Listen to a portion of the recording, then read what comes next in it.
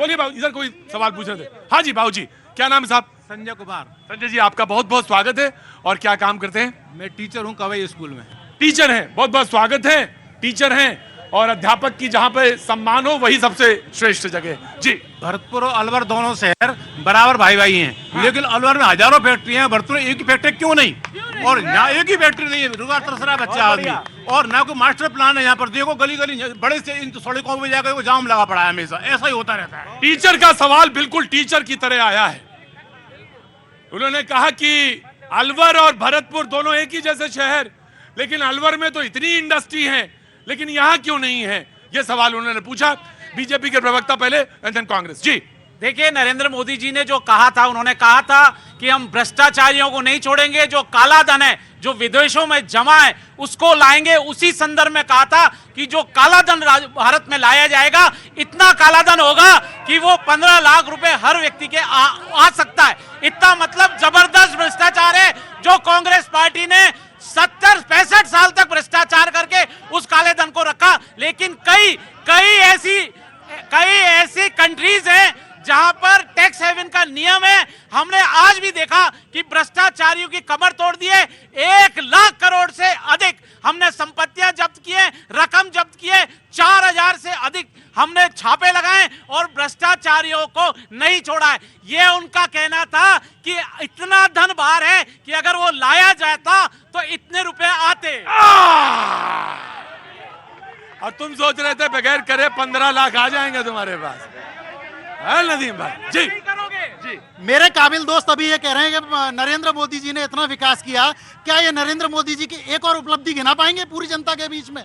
जब से देश आजाद हुआ है, पहले ऐसे प्रधानमंत्री हैं जिनका 1,56,000 करोड़ रुपए का कर्जा इस देश के ऊपर थोप दिया। Shame on you Narendra Modi. देखिए, राजस्थान की जनता को मैं बता देना चाहता हूं, 20 लाख गरीबों को घर दिए हैं, 80 लाख से अधिक हमारी महिलाओं को शौचालय दिए गए, 4 वंदे भारत ट्रेनें दी हैं, 2 एक्सप्रेस वेज दिए हैं, 23 मेडिकल कॉलेज दिए हैं, 80 लाख किसानों को सम्मान निधि दी है। आपको बता दूं, जनधन खाते खुले हैं, 3.5 करोड़ लोगों के जनधन खाते खुले हैं। कोरोना काल में हमने 4.5 करोड़ लोगों को मुफ्त अनाज दिया है, यह सोने नहीं दिया। आप बताइए, राष्ट्रीय बोले कि एक उपलब्धि गिनाइए। अब वो उपलब्धि कहते हैं कि पहले आप 10 नंबर पे थे, अब आप 3 नंबर की अर्थव्यवस्था बन गए हैं। वो तो ये कहते हैं, वो ये कहते हैं। अच्छा, जल्दी जल्दी जल्दी जल्दी जल्दी, वेरी गुड, वेरी क्विक जी, बोलिए। भैया जी, बिल्कुल बेरोजगारी है को बीज। अरे मेरे कलेजे में आ जाओ, तुम इधर आ जाओ, अंदर आओ, अंदर आओ, जल्दी आओ। क्या नाम है? मेरा सोनू चतुर्वेदी नाम है सर। सोनू चतुर्वेदी। सोनू चतुर्वेदी। त्रिवेदी। बोलो सवाल। मैं ये कह रहा हूँ सर, केंद्र सरकार ने युवा के लिए क्या किया है, आप ये बताइए। बिल्कुल मैं कह रहा हूँ बेरोजगारी है। और जो पीएम देश का जो लीडर था, उसने भी झूठ बोला कि 15-15 लाख आएंगे, ये होगा वो होगा। क्या हुआ आप बताओ? जो देश का पीएम है वो ही झूठ बोला। 15 लाख बोले थे। बाबूजी आ रहा हूँ जी। बाबूजी नमस्ते, क्या नाम है साहब? अरे थोड़ा नीतू उधर जाओ। मेरा नाम हरिओम हरि है सर। हरिओम हरि जी सर। क्या नाम है? हरिओम हरि, हमारा अच्छा नाम है। क्या काम करते हैं साहब? मैं साहब सरकारी सेवा से रिटायर हो चुका हूँ। रिटायर हो गए? साहित्यिक सेवादान करता हूँ, कविता। साहित्यिक व्यक्ति हैं, कविता लिखते हैं। सुनाइए कोई कविता, जल्दी सुनाइए बाबूजी। ना माइक मेरे पास रहेगा। माइक हाँ। असल में अभी आप पहला कवि देखा हिंदुस्तान में जो दूसरे का रोजगार ही मार देगा।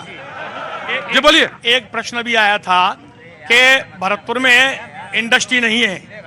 मैं समझता हूँ भरतपुर में जब से एनसीआर में भरतपुर आया तब से तब एनसीआर में आया था, तब लोगों ने बहुत खुशी मनाई थी। सवाल सीधे सीधे कविता पे आओ, भूमिका नहीं। सीधे सीधे में कविता, कवि की पहचान कविता। जी मैं सीधे सुनाता हूँ। महंगाई की मार से बचेंगे जब आम जन, पढ़े लिखे नौजवान रोजगार पाएंगे। अंदर आओ, जल्दी आओ, जल्दी आओ, अंदर जल्दी आओ। पका हुआ छंद है आपका, चलो सुनाइए। कि महंगाई की मार से बचेंगे जब आम जन, पढ़े लिखे नौजवान रोजगार पाएंगे। और जातिवाद, उग्रवाद, संप्रदायवाद जैसे देश से जो व्यर्थ के विवाद मिट जाएंगे। होंगे खुशहाल जब देश के किसान तारे, फसलों के दाम जब वाजिब दिलाएंगे। और भूख भय भ्रष्टाचार जड़ से मिटेंगे जब उस दिन जनता के अच्छे दिन आए। क्या बात है हरिओम जी, वाह वाह वाह वाह वाह वाह वाह वाह। एक छंद, अरे नहीं पढ़ लीजिए, आइए जल्दी। एक छंद जनता जल्दी, की ओर जल्दी, से जल्दी। जो भी चुना जाए जल्दी। उन नेताओं के लिए जल्दी। कि जनता ये इस बार खूब देगी जिन्हें प्यार, और प्यार से निभाएंगे तो प्यार देगी जनता, और जनता के संकटों में रहोगे निकट यदि कांटों भरी राह को बुहार देगी जनता, कि जनता से किए गए वादों को निभाए यदि तो सोए हुए भाग्य को संवार देगी जनता, और जनता को कुर्सी से न्याय यदि मिला नहीं तो कुर्सी से उनको उतार देगी जनता। क्या बात है हरिओम जी, ये ब्रज का क्षेत्र है, कवित्व यहाँ की रज में है जी।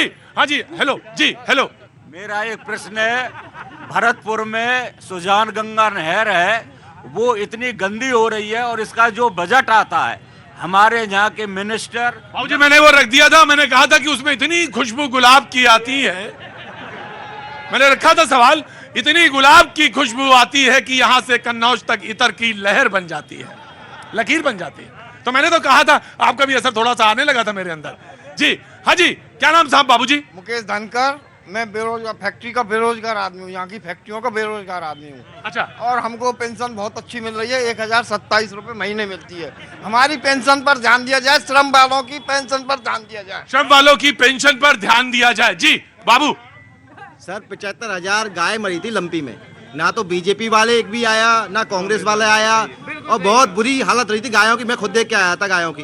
तो जब कहाँ गए थे ये बीजेपी के एक भी नेता नहीं आया। गायों की हालत पर तब क्यों नहीं आए बसपा? एंड देन नाम जी।